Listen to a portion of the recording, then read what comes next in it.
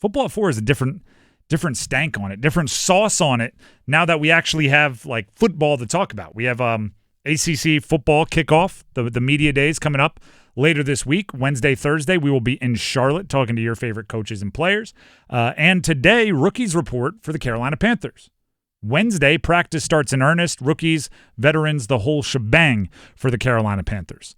So I thought it was a really good time before we start seeing the little clips here and there of practice, before we start letting our imaginations run away with, well, what if Bryce Young were to win MVP? Before we just dive fully into the fanaticism that comes with training camp, I thought what I call a cold glass of water to the face, just a real quick glimpse at realism, let reality strike a bit here, could appropriately reset our expectations.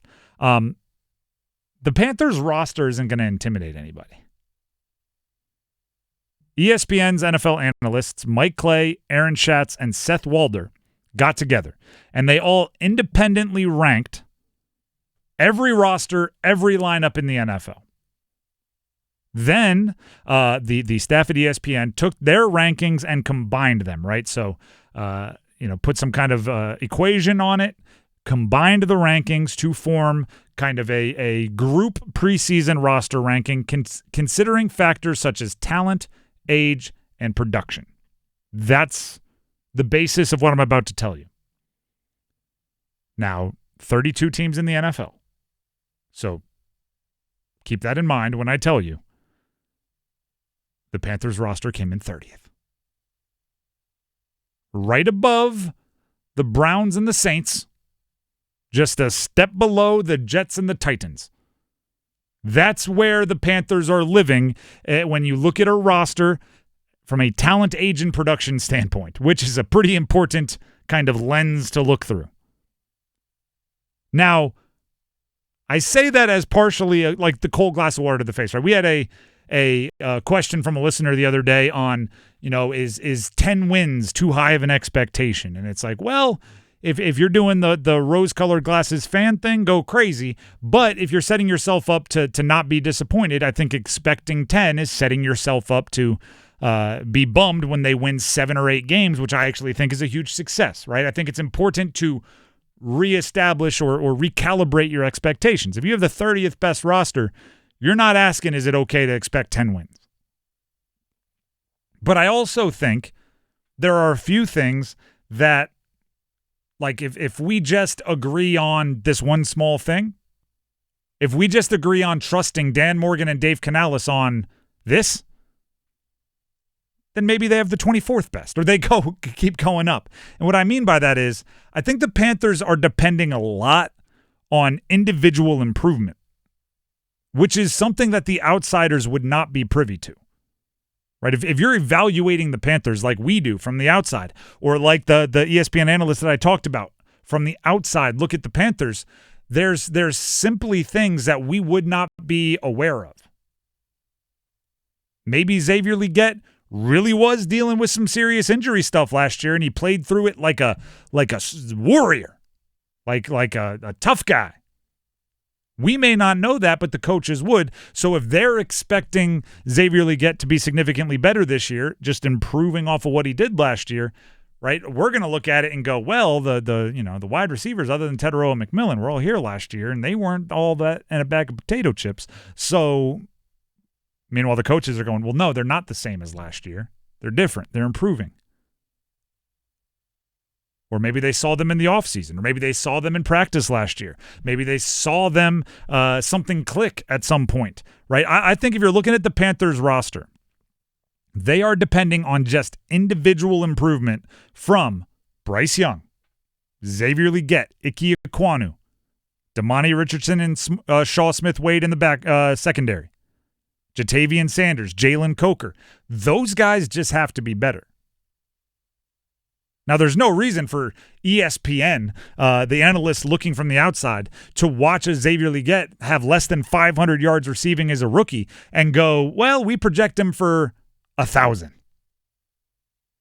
But the coaches might.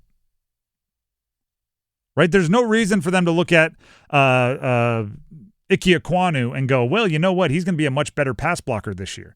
But the coaches might. Coaches might say, hey, just being in our offense for the second year in a row will give him the comfort and the knowledge of his assignment to do a much better job. There are two ways to get better in the NFL, right? I'm talking team-wise. Two ways. One, replace players with better players. Two, take the players that are already there and make them better. That's like a roster. Obviously, you could change, scheme and coaches. I'm not saying those are the only two ways a team improves, but roster talent-wise, those are the only two ways to improve. Replace players with better players or take the players that are already there and make them better. One of those is really easy to see. Really easy to see. You go sign a gigantic free agent deal and you put that person in the starting lineup and you replace somebody that was unproductive last year, everyone watching is going to go, they're probably going to be better at that position. The Patriots signed Stephon Diggs. Last year, their best wide receiver was, at times, Kayshon Boutte. Was DeMario Douglas. If you get a healthy Stephon Diggs there, it doesn't take a genius to go, you know what? Their roster got better. It doesn't take a genius. However, if you're the some other team and you're just going, well, we didn't get a new player, but we're still much better there because we just took the players that were there and made them better, that's harder to describe until you see it. That's harder to describe. It's harder to convince until we all see it. And I think that's what the Panthers are betting on. I think the lack of urgency at certain positions tells me that's what they're betting on. I mean, there's only so many times I can say, I don't know who's going to play free safety before the Panthers look at me and go, hey, listen, we're betting on Damani Richardson to be way better. But I'm still going, I'm not going to believe it until I see it. Right? They're like, we're just going to be yelling into the void at each other forever and ever. Right? It's like, hey, you know what? I think Mike Jackson at corner left a bit to be desired last year. They're like, hey, we signed him to a 2-year extension. We're just expecting him to be better. All right, well, I'll believe it when I see it. So I don't think with the way they operated, the Panthers have any belief that they're the 30th best roster. So, we got to give them a little benefit of the doubt, at least until we see otherwise. And before you say, no team ever thinks they have the 30th best roster, some do. Some know it. And they're the ones that, burn it down and start over. They're the ones that are trying to have the 30th ranked roster in the NFL. Or they're trying to take their medicine salary cap-wise, and they're like, we'll just eat a bunch of cap hits this year to free up stuff in the future. It happens. Or a new coach shows up and has the blessings of the owner to, do a 3 or 4 year rebuild, and they're like, this first year is going to hurt. There are teams that are aware they have the 30th best roster. I don't think the Panthers in their heart of hearts think they're anywhere near that. But that's because they would have to have some insider knowledge that we just can't have on the outside.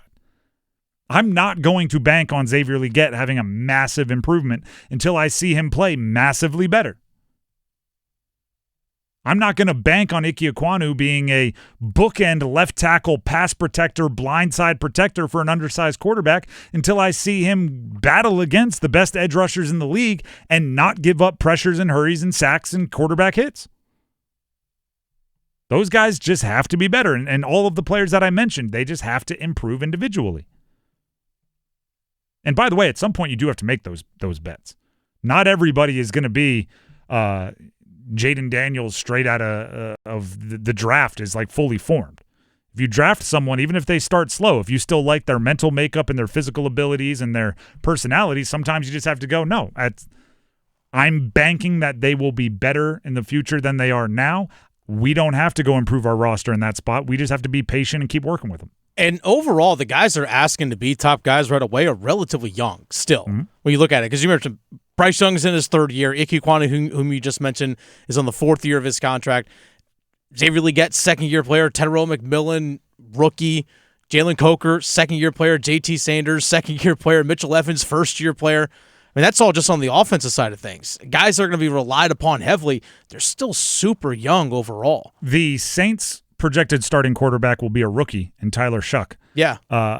He is 2 years older than Bryce Young going into his third year with the Carolina Panthers. So they are younger. And by the way, I would expect younger guys to have more room between where they are now and their ceiling, right?